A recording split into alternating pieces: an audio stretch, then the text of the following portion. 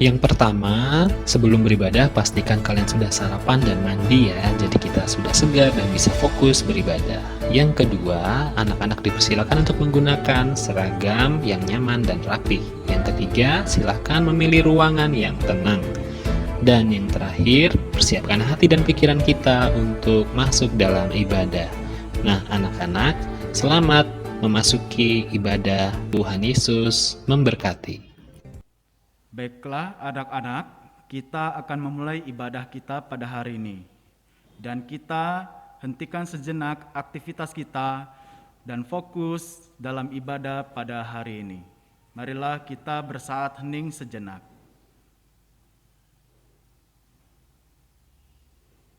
Amin. Mazmur Pembuka. Mazmur Pembuka diambil dari Mazmur 54 ayatnya yang ke-8. Kita akan membacakan dengan bergantian. Dengan rela hati aku akan mempersembahkan korban kepadamu. Bersyukur sebab nama-Mu baik, ya Tuhan. Marilah kita menyanyikan lagu pujian Kidung Jemaat 11 ayat 1 dan 2. Anak-anak mari nyanyi.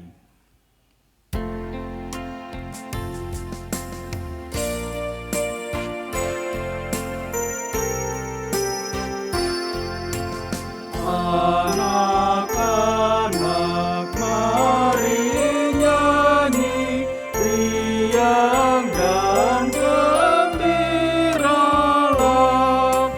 Puji Tuhan Maha Kasih, karena murah hatinya. Pujilah namanya. Haleluya, haleluya. Puji Tuhan selamanya.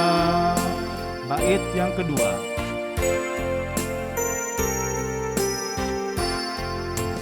Limpah ruah tak terkira, kasih Allah nampaklah. Angkat syukur bagi Dia dengan hati yang rendah. Pujilah namanya. Haleluya, haleluya. Puji Tuhan selamanya. Marilah kita bersatu di dalam doa. Tuhan yang baik, kami sungguh berterima kasih. Engkau selalu menunjukkan kebaikan kepada kami setiap saat. Hari ini kami akan belajar untuk memberikan yang terbaik kepadamu. Ya Tuhan, tolong lembutkan hati kami, terangi pikiran kami, agar kami tidak hanya bersungguh-sungguh mendengarkan firman-Mu, namun juga bertekad untuk melakukannya dalam kehidupan kami. Dan berkatilah ibadah kami pada hari ini. Ya Tuhan, bimbinglah ibadah kami pada hari ini dari awal hingga akhir, sehingga ibadah kami dapat kami lakukan dalam kehidupan kami sehari-hari. Inilah doa kami. Amin. Amin. Anak-anak, tiba saatnya kita akan mendengarkan kesaksian dari teman kita untuk membacakan puisi dari kelas 6B.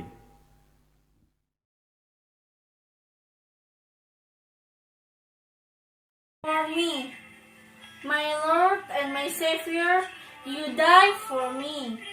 Hands nailed against that cross, so I could climb eternity. You bore such suffering, such degradation, and such pain. You did it in obedience, and all without complaint. You sacrificed your life to set me free, a greater love this world will never see. My Lord and my God, you came to life again for me. You overcame that come, and bid me share your victory, a greater love this world will never see. Tiba saatnya kita akan memasuki firman Tuhan, tetapi sebelumnya kita akan menyanyikan satu buah lagu, yaitu Kusiapkan Hatiku Tuhan dari PKJ 15.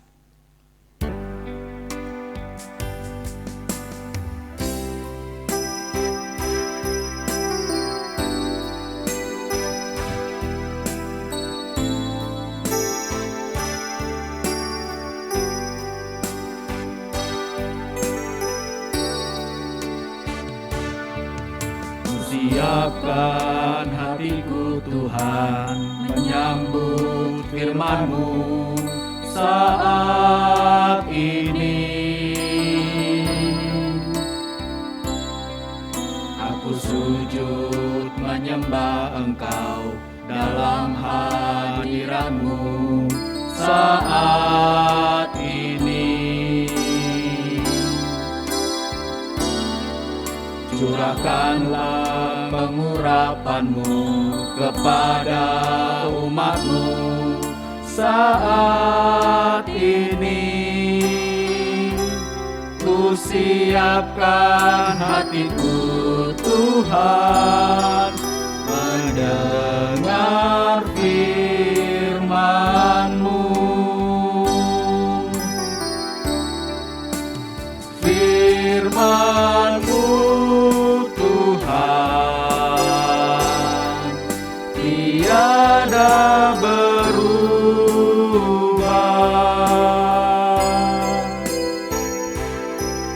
Sejak semulanya dan selama-lamanya tiada berubah. Firman-Mu Tuhan, penolong hidupku. Ku siapkan hatiku Tuhan menyambut firman-Mu. Firman-Mu Tuhan, firman-Mu Tuhan tiada berubah.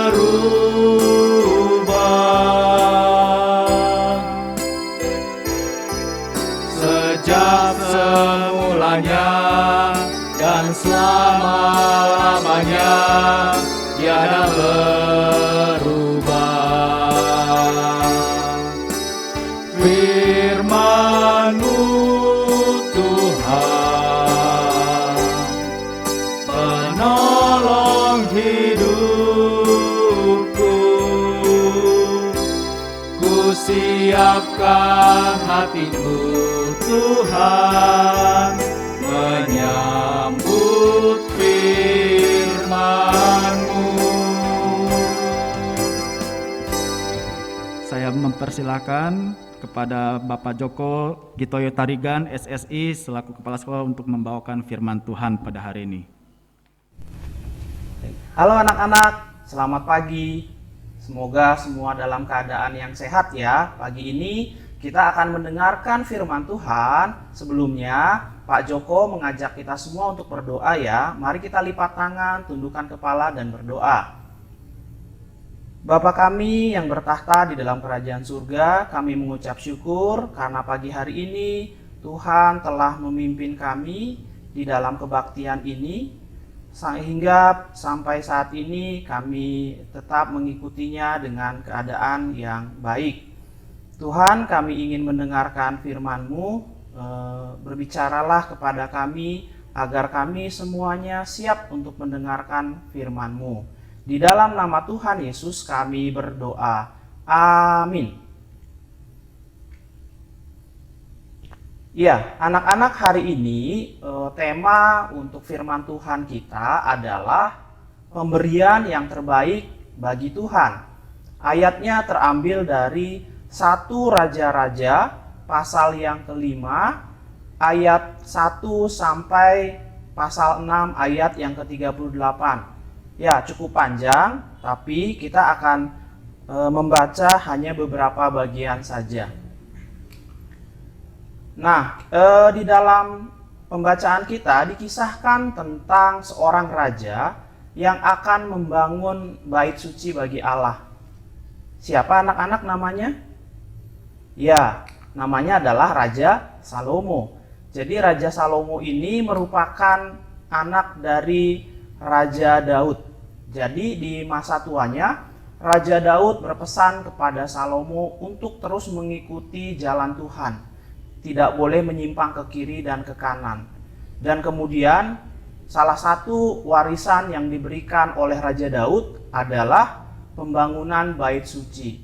Jadi di masa Raja Daud, bait suci itu tidak sempat dibangun karena pada masa itu Raja Daud disibukkan dengan peperangan untuk menstabilkan gitu ya, supaya negaranya aman, sehingga dia tidak ada waktu untuk membangun. Tetapi setelah semuanya aman, nah dia udah memasuki masa tuanya, dan kemudian ini dilanjutkan oleh anaknya, yaitu Raja Salomo.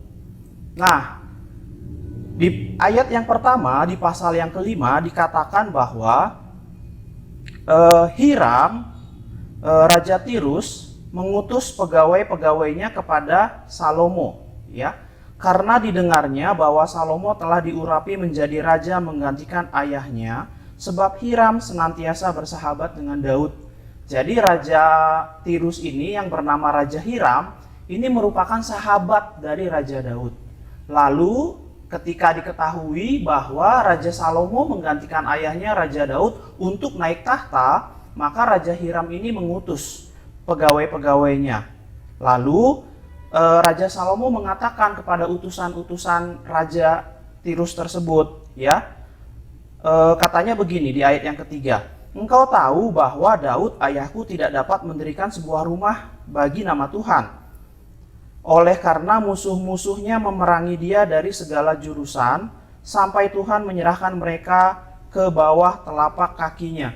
Jadi memang pada zaman Raja Daud, seperti yang Pak Joko tadi katakan, bahwa tidak sempat Raja Daud itu membangun rumah Tuhan, karena memang pada saat itu banyak musuh yang menyerang, sehingga setelah semuanya ditaklukkan, barulah itu dimulai pembangunan. Tetapi memang rajanya sudah berganti, ya, dari Daud jadi Raja Salomo, begitu. Nah, kemudian permintaan dari Salomo adalah kepada Raja Tirus, yaitu Raja Hiram, supaya mengirimkan, gitu ya, mengirimkan orang-orang dan juga kayu yang bisa digunakan untuk membangun rumah Tuhan atau bait suci tersebut, begitu. Karena memang di kerajaan Yehuda pada saat itu, atau kerajaan Israel, begitu ya, tidak ada orang-orang yang cakap, gitu ya. Nah, lalu memang dibantu oleh Raja Hiram tersebut. Nah, Raja Hiram ini mengirimkan, begitu ya, pegawainya dan juga bala bantuannya untuk membangun bait suci yang sudah disiapkan oleh Raja Daud dan juga dilanjutkan oleh Raja Salomo, begitu ya. Nah, banyak sekali, ya, kayu-kayu yang digunakan untuk membangun bait suci tersebut. Nah, selain itu, ya, bahwa Raja Salomo juga mengerahkan banyak orang, gitu ya. Di ayat yang ke-13 pasal yang kelima dikatakan bahwa Raja Salomo mengerahkan orang Rodi dari antara seluruh Israel, maka orang Rodi itu ada 30.000 orang. Anak-anak bayangkan 30.000 itu banyak sekali, ya, untuk jumlah orang yang bekerja, ya, membangun bait suci. Ayat 14 mengatakan, ia menyuruh mereka ke gunung Libanon, 10.000 orang dalam sebulan berganti-ganti. Selama sebulan mereka ada di Libanon, selama 2 bulan di rumah. Adoniram menjadi kepala Rodi. Jadi di antara 10.000 itu ada yang memang satu orang menjadi kepalanya, atau mungkin juga ada banyak kepala-kepala yang lain, ya, gitu ya. Jadi cukup banyak yang dikerahkan untuk membangun bait suci atau rumah Tuhan ini, gitu ya. Lalu ayat 15 dikatakan, lagi pula Salomo mempunyai 70.000 kuli dan 80.000 tukang pahat di pegunungan. Ayat 16-nya, belum terhitung para mandor kepala Salomo yang mengepalai pekerjaan itu, yakni 3.300 orang banyaknya yang mengawasi rakyat yang mengerjakan pekerjaan itu. Lalu ayat yang ke-17 dan 18, dan raja memerintahkan supaya mereka melinggis batu yang besar, batu yang mahal-mahal untuk membuat dasar rumah itu dari batu pahat. Maka tukang-tukang Salomo dan tukang-tukang Hiram serta orang-orang Gebal memahat dan menyediakan kayu dan batu untuk mendirikan rumah itu. Jadi memang begitu banyak yang dikerahkan oleh Raja Salomo untuk membangun. Karena memang bangunan ini adalah bangunan yang sangat besar, anak-anak. Jadi pada zaman itu mungkin belum ada ya bangunan yang semegah ini yang akan dibangun oleh Salomo pada saat itu. Nah, setelah jadi, ya kita lihat gambarnya, dan di pasal 6 dikatakan bahwa setelah jadi ruangan-ruangannya itu ada yang dilapisi oleh emas, begitu ya. Jadi sangat-sangat mewah dan sangat indah sekali, begitu ya. Dan banyak sekali ornamen-ornamen yang ditempatkan di bait suci tersebut. Semua yang Salomo kerahkan, semua yang Salomo berikan itu adalah untuk Tuhan, gitu ya. Untuk Tuhan, untuk kemuliaan Tuhan, seperti itu. Baik, anak-anak, pada akhirnya rumah Tuhan atau bait suci yang didirikan oleh Salomo itu dipakai untuk umat Israel beribadah kepada Tuhan pada saat itu.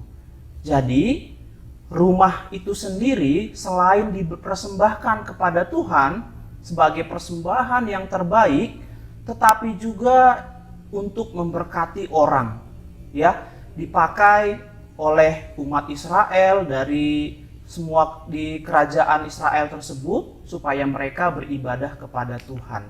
Begitu. Nah, kita lihat gambarnya ya, anak-anak, orang-orang berbondong-bondong untuk masuk ke rumah Tuhan, dan Salomo menyambut mereka dan mereka sangat bersuka cita. Nah, ketika mereka bisa beribadah kepada Tuhan di rumah Tuhan, mereka sangat bersuka cita. Itulah pemberian terbaik, usaha terbaik yang diberikan oleh Salomo kepada Tuhan, dan pada akhirnya bisa menjadi berkat bagi banyak orang. Ya, anak-anak, pemberian terbaik. Apa itu pemberian terbaik? Ya, sering kita dengar bahwa kalau kita memberi, haruslah memberikan yang terbaik, bukan memberikan asal-asalan, begitu. Nah, pemberian terbaik yang diberikan oleh Salomo itu ada 3 kategorinya tadi yang kita baca ya. Yang pertama adalah berupa harta atau barang. Ya, kita tahu bahwa tadi mulai dari kayu yang begitu banyak, dan kemudian ada emas ya, ada ruangan atau ornamen yang dilapisi dengan emas, begitu ya. Itu adalah berupa barang, gitu ya, pemberian berupa barang. Dan perlu anak-anak ketahui, di pasal 6 dikatakan bahwa, pasal 6 ayat yang terakhir dikatakan bahwa lamanya waktu pembangunan untuk rumah Tuhan tersebut adalah 7 tahun. Ya, jadi lama sekali ya untuk membangun sebuah bangunan, begitu. Untuk zaman sekarang ya, zaman itu mungkin cukup cepat, begitu. Nah, pemberian-pemberian itu diberikan kepada Tuhan. Anak-anak pun bisa, begitu ya. Kita meneladani apa yang dilakukan oleh Salomo. Anak-anak yang punya harta atau punya uang itu bisa diberikan. Biasanya kemana diberikan? Biasanya kan memang kalau anak-anak di gereja memberikannya melalui persembahan, begitu ya, di sekolah minggu barangkali, begitu. Anak-anak yang lain mungkin juga memberikan persembahan di rumah-rumah ibadahnya masing-masing. Nah, tujuannya untuk apa? Nah, anak-anak perlu ketahui dan perlu pahami bahwa Tuhan sendiri itu sudah cukup dan punya segalanya. Ya, Bahkan pemberian kita itu kan tidak langsung kita berikan kepada Tuhan begitu. Maksudnya begini, anak-anak coba pikirkan, siapa yang menciptakan langit? Tuhan kan? Siapa yang menciptakan bumi, planet-planet, tata surya, galaksi, semuanya? Siapa yang ciptakan? Tuhan. Siapa yang punya? Tuhan. Nah, anak-anak bayangkan coba, ketika kita memberikan pemberian kita kepada Tuhan, apa artinya? Apakah Tuhan memerlukan itu? Tentu tidak. Ya, ketika kita berikan itu kepada Tuhan, itu adalah wujud cinta kasih kita kepada Tuhan, dan pemberian itu sendiri nantinya akan dipakai untuk memberkati orang lain. Begitu. Jadi anak-anak, kalau anak-anak memberikan persembahan di gereja, di rumah ibadah, ya entah itu di vihara, atau juga ada yang memberikan di kotak infak di masjid, itu kan untuk orang lain, begitu ya. Jadi pemberian kita itu akan sangat bermanfaat kalau itu dikelola untuk orang lain, begitu ya, untuk membantu orang lain. Dan selain uang, di dalam kondisi sekarang nih anak-anak ya, kondisi namanya pandemi COVID-19 kan, sekarang ini banyak orang yang sedang mengalami kesulitan secara ekonomi. Nah, bisa juga kita bantu, misalkan apa ini? Sembako ya. Jadi kita bisa membantu orang-orang lain gitu ya. Jadi itu pun adalah bentuk pemberian kepada Tuhan gitu. Pemberian kepada Tuhan yang menjadi berkat bagi sesama begitu ya. Sehingga ketika pemberian itu sampai kepada orang itu bersukacita begitu. Ketika mereka bersukacita dan mereka bersyukur kepada Tuhan, itulah artinya pemberian terbaik yang memuliakan nama Tuhan. Begitu anak-anak. Jadi pemberian kita itu bukan untuk dipamerkan ya, tetapi untuk diberikan kepada orang dan membuat orang itu bersukacita dan bersyukur kepada Tuhan. Dan lagi, pemberian terbaik itu tidak dinilai dari besar kecilnya pemberian. Ya anak-anak ya, mungkin Salomo bisa memberikan sebanyak itu. Mungkin anak-anak kita nggak bisa ya memberikan semewah itu. Tetapi kita bisa memberikan apa yang kita bisa berikan. Ya, pemberian terbaik tidak dinilai dari besar kecilnya pemberian, tetapi dari kerelaan hati. Ya, di dalam Markus 12 ayat 41 sampai 44 itu ada sebuah kisah. Ya, seorang ibu, Tuhan Yesus mengatakan kepada murid-muridnya, ada seorang ibu yang memberikan uang sepeser atau 2 peser gitu ya, pemberian ke rumah Tuhan begitu. Dan Tuhan Yesus katakan, ibu ini telah memberikan yang terbaik karena dia cuma punya 2, ya. Dia punya 2 tapi dia berikan itu. Tuhan Yesus katakan ini pemberian yang terbaik dibandingkan dengan orang-orang yang memberikan lebih banyak daripada itu. Ya, ada orang yang memberikan lebih banyak daripada itu, tetapi sebetulnya kan mereka juga memiliki lebih banyak lagi begitu, ya. Kalau anak-anak bayangkan ada orang yang memberikan misalkan ke rumah ibadah 100 juta. Wah, besar ya, besar. Tapi hartanya adalah 1 triliun. Ya itu kan nggak terlalu besar sebetulnya, begitu ya. Atau hartanya 10 triliun gitu ya. Nah, itu kan nggak terlalu besar sebetulnya. Tetapi kalau ada orang yang punya hartanya misalkan 10 juta, dia berikan 9 juta untuk membantu orang lain melalui rumah Tuhan, itu pemberian yang sangat besar, ya. Jadi anak-anak tidak dinilai dari besar kecilnya, tetapi dari hati, begitu ya. Pemberian terbaik itu dari hati, ya. Itu berupa harta ataupun barang. Yang kedua, ada berupa tenaga atau usaha, begitu ya. Tadi kita lihat bagaimana Salomo mengerahkan begitu banyak orang untuk membangun bait suci. Banyak sekali orang-orang yang terlibat, sampai puluhan ribu tadi ya yang kita baca begitu. Nah, itu tenaga mereka kerahkan untuk pembangunan itu dan memberikan yang terbaik bagi Tuhan. Nah, kita pun bisa melakukannya melalui apa? Nah, coba lihat gambar ini. Ya, gambar ini ada anak-anak yang membantu orang tuanya, ya. Yang gambar pertama membantu mencuci piring.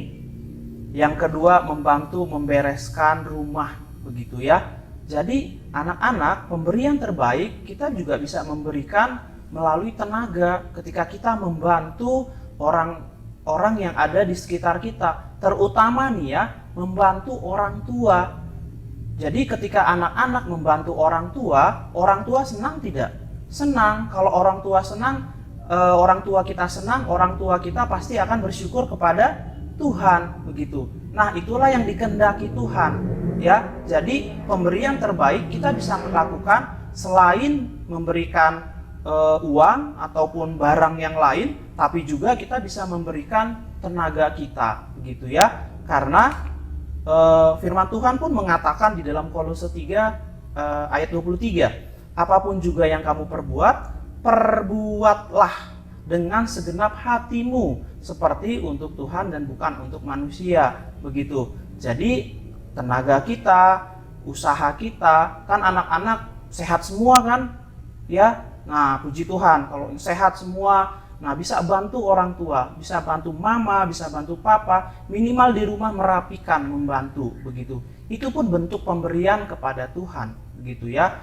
Nah, lalu yang terakhir, nah pemberian yang terbaik adalah berupa pikiran, gitu ya, pikiran. Jadi Salomo selain juga memberikan kekayaannya, memberikan tenaganya melalui rakyatnya, pekerja-pekerjanya, juga memikirkan, pasti kan tidak mungkin asal membangun saja, begitu ya, asal membangun jadi tidak, tetapi kan harus dipikirkan matang-matang, begitu ya. Nah, anak-anak, apa yang bisa kita teladani? Bagaimana caranya kita memberikan yang terbaik kepada Tuhan melalui pikiran kita? Paling sederhananya adalah ini, anak-anak belajar, gitu. Nah, belajar dengan baik, belajar dengan giat, gunakan akal, gunakan pikiran yang sudah Tuhan berikan untuk sungguh-sungguh belajar, begitu. Nah, karena apa? Karena kan kita pun diperintahkan untuk memikirkan, gitu ya, hal-hal yang baik, begitu. Nah, tentunya anak-anak di dalam belajar saat ini, apalagi pada kondisi belajar jarak jauh, anak-anak belajar di rumah, begitu ya. Nah, anak-anak perlu usaha lebih keras, gitu ya, untuk belajar dan mencapai hasil yang maksimal di dalam pembelajaran. Firman Tuhan katakan di dalam Filipi 4 ayat 8, ya, jadi akhirnya saudara-saudara, semua yang benar, semua yang mulia, semua yang adil, semua yang suci, semua yang manis, semua yang sedap didengar, semua yang disebut kebajikan dan patut dipuji, pikirkanlah semuanya itu. Nah, pikiran kita yang kita gunakan untuk belajar, dan ketika kita mendapatkan hasil yang baik, itu akan menyenangkan banyak orang, itulah yang akan membawa kemuliaan bagi Tuhan. Jadi anak-anak, setiap pemberian kita melalui harta, kekayaan, tenaga, usaha maupun pikiran itu akan membawa kemuliaan kepada Tuhan, ya. Melalui apa? Melalui orang-orang yang kita bisa berkati melalui pemberian kita. Jadi ketika ada orang yang bersyukur kepada Tuhan karena diberikan pemberian, ya, itulah yang Tuhan kehendaki bagi kita semua, begitu. Nah, anak-anak, itu saja firman Tuhan untuk pagi ini. Semoga firman ini bisa kita renungkan bersama-sama dan kita lakukan di dalam kehidupan kita. Yang pertama, pemberian terbaik melalui uang ataupun barang yang kita miliki. Yang kedua, melalui tenaga atau usaha kita. Dan yang ketiga adalah melalui pikiran kita. Seperti itu. Itu saja firman Tuhan pagi ini. Mari kita bersatu di dalam doa. Terima kasih Bapa untuk firman yang sudah kami dengarkan. Ajarlah kami supaya kami dapat memberikan yang terbaik kepada Tuhan melalui harta benda yang kami miliki, melalui tenaga maupun juga melalui pikiran kami. Biarlah Tuhan, apa yang kami berikan itu membawa kemuliaan kepada Tuhan melalui orang-orang yang diberkati oleh karena pemberian kami. Terima kasih Tuhan Yesus, ini doa kami panjatkan melalui Kristus Yesus Tuhan kami. Amin. Terima kasih kepada Bapak Joko Gitoyo Tarigan yang telah membawakan firman Tuhan pada hari ini, sangat memberkati. Apakah anak-anak sangat diberkati dengan firman Tuhan pada hari ini? Tentunya ya, sangat diberkati firman Tuhan pada hari ini. Baik, kita akan memasuki ibadah penutup pada hari ini, tetapi sebelumnya kita akan menyanyikan satu buah pujian yang akan dibawakan oleh Felicia dengan judul Bapa Engkau Sungguh Baik, tetapi anak-anak sekalian dan Bapak Ibu dapat mengikuti dari rumah. Mari kita mendengarkan pujian dari Felicia.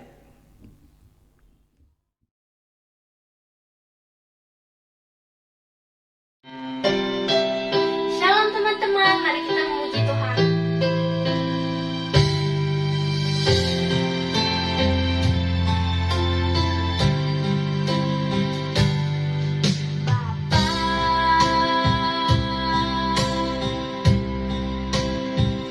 Engkau sungguh baik, kasih-Mu melimpah.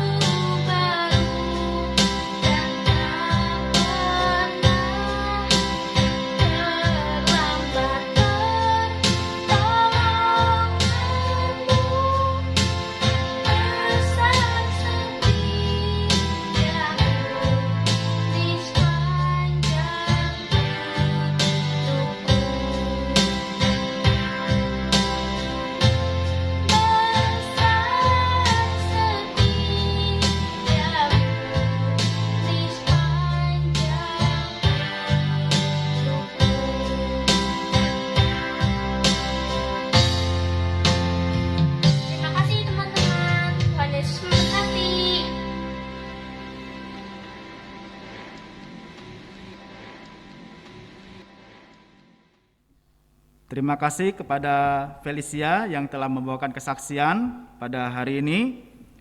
Baik, kita akan menutup ibadah kita pada hari ini dengan doa penutup yang akan dibawakan oleh Bapak Joko Gitoyo Tarigan. Ya, anak-anak, marilah kita menutup kebaktian ini dengan doa. Mari kita berdoa. Tuhan yang baik, kami berjanji akan melakukan yang terbaik untuk-Mu. Kami akan belajar dengan baik. Kami akan mendengarkan orang tua dengan baik. Kami akan mengerjakan semua tugas yang diberikan dengan baik. Semuanya akan kami lakukan dengan usaha yang terbaik. Semua usaha terbaik itu bukan hanya untuk kebaikan diri kami, melainkan juga untuk kemuliaan nama Tuhan.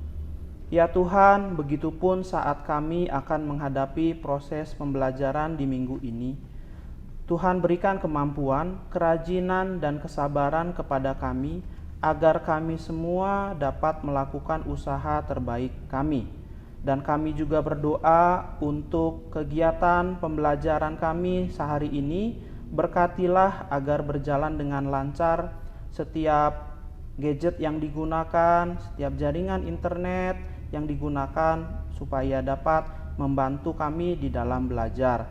Kami juga berdoa untuk para orang tua kami, Tuhan memberkati mereka, Tuhan tolong agar mereka dapat diberikan kesabaran, juga diberikan hikmat supaya dapat mendampingi anak-anak belajar dan juga bekerja sama dengan para guru. Berkati juga perekonomian mereka supaya di tengah kondisi pandemi ini juga tetap diberikan jalan keluar bila ada yang mengalami kesulitan. Dan Tuhan, kami juga berdoa bila ada di antara kami saudara-saudara kami yang juga dalam keadaan yang sakit akibat virus ini, kiranya Tuhan yang menjamah dan menyembuhkan.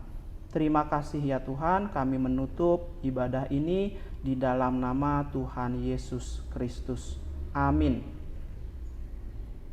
Baik, ibadah kita telah selesai anak-anak, dan ada beberapa pengumuman yang akan disampaikan. Yang pertama, kegiatan belajar mengajar dilakukan seperti biasa.